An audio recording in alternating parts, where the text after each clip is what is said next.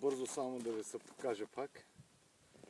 Малко неприятна ситуация стана.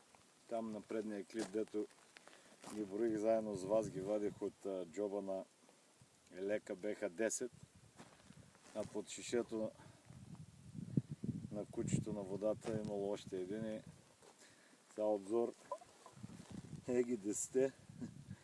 А пък единия съм го мъшнал тук в джобчето и се кръста, докато излеза през планината, да не се срещам с неприятности.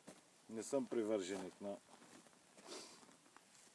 наднормените работи, защото каквото е кеф да удариш 10, толкова и по-малко и едно горе, едно долу. Майната му е притеснително малко.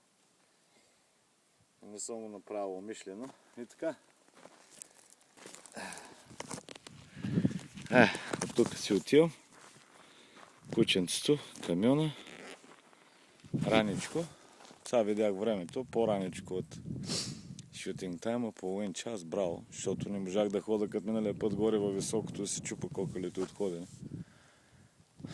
Това е. Друго си е да си ги намериш по-понисичко. Не си и толкова изморен.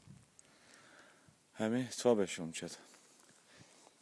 Ай, тогава да гледате.